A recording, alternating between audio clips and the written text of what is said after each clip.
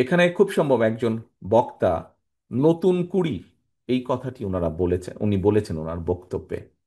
আমি শেষ যেই কথাটা বললাম যে শুধু প্রযুক্তি না, প্রযুক্তির পাশাপাশি একটি অংশ আছে যারা খেলাধুলায় নিজেদেরকে পারদর্শী করে গড়ে তুলতে চান, আমাদেরকে সেই সুযোগটা দিতে হবে। এর ভিতরে আমরা একটি পরিকল্পনা গ্রহণ করেছি। সেই পরিকল্পনাটা হচ্ছে Innovation for smarter life. সেই পরিকল্পনাটা হচ্ছে যে নতুন করে যেমন আমরা ইনশাল্লাহ আবার চালু করব, নতুন করে আরেকটি সাবজেক্ট আমরা চালু করব। লেখা থাকবে নতুন করে, ব্র্যাকেটে লেখা থাকবে স্পোর্টস বা ক্রীড়া। অর্থাৎ আমরা আমাদের দেশের ভবিষ্যৎ বংশধরদের ভিতর থেকে এই সেক্টরে খেলাধুলায় কারা দক্ষতা প্রদর্শন করতে পারবেন সেই মানুষগুলোকে আমরা বের করে আনবো কালচারাল লাইনের পাশাপাশি। এবং সেজন্যই খেলাধুলাকে পেশা হিসেবে প্রতিষ্ঠিত করার জন্য ক্রীড়া শিক্ষাকেও আমরা কারিকুলামের যে রেগুলার কারিকুলাম আছে সেটার অন্তর্ভুক্ত আমরা করতে চাইছি। কিশোর তরুণ যুব প্রজন্মকে একাধিক ভাষা শেখার ব্যাপারেও আমাদের নির্দিষ্ট, যেটা এর আগে আমি বলেছি, নির্দিষ্ট আমাদের পরিকল্পনা রয়েছে। স্কুল কলেজের শিক্ষা কারিকুলামের বাইরে থাকা যে আমাদের তরুণ যুব শক্তিকে যুব সম্পদে পরিণত করার জন্য যে সরকারি উদ্যোগ, সেখানে আমরা বিদেশি ভাষা শিক্ষার কোর্স চালু করতে চাই। কোনো একটি প্রযুক্তিগত কিংবা কারিগরি বিষয়ে প্রশিক্ষণ একজন দক্ষ কর্মীর যদি একাধিক বিদেশি ভাষা জানা থাকে, তাহলে আমি দৃঢ়ভাবে এই দেশে বিভিন্নভাবে যেটা আমি দেখেছি যে একজন কোনো একটা বিষয়ে স্কিল আছে তার, কিন্তু তার যদি দু একটা ভাষা বেশি জানা থাকে, তাহলে তাকে কাজের জন্য বসে থাকতে হয় না, কাজের জন্য দৌড়াতে হয় না, কাজই তাকে খুঁজে নিয়ে যায়।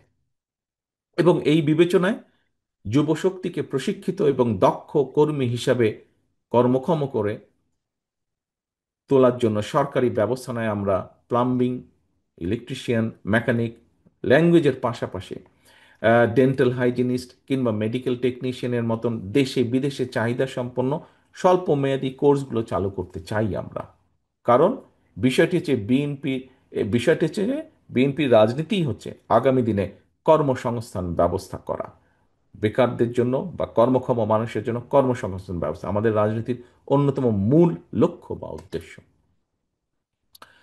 প্রিয় ভাই বোনেরা, আমার একটা বিশ্বাস, আমাদের দল, আপনাদের দল বিএনপির বিশ্বাস, প্রচলিত যে স্লোগান নির্ভর রাজনীতি, এটার দিন কিন্তু এখন ফুরিয়ে গিয়েছে, ফুরিয়ে এসেছে এটার দিন।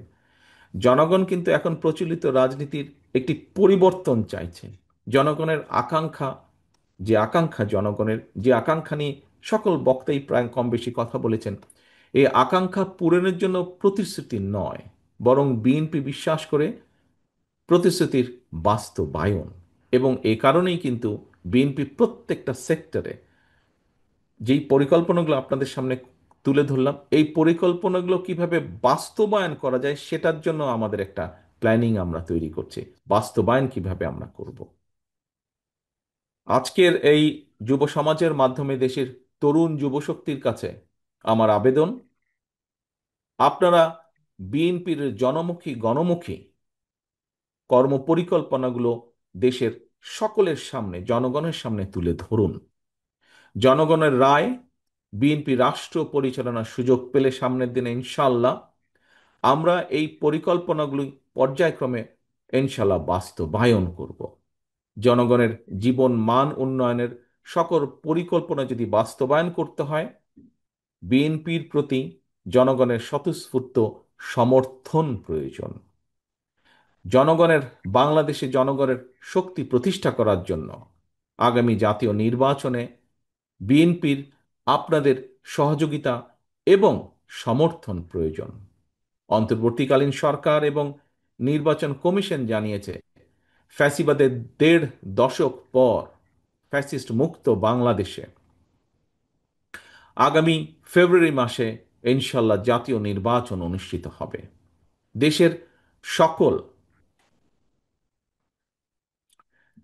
দেশের সকল নারী পুরুষ, ছাত্র, তরুণ, যুব সমাজ সহ দেশের সর্বস্তরের জনগণের কাছে আমার আহ্বান, আগামী নির্বাচনে ধানের শীষে ভোট ভোট দিন, দেশ গড়ার সুযোগ নিন।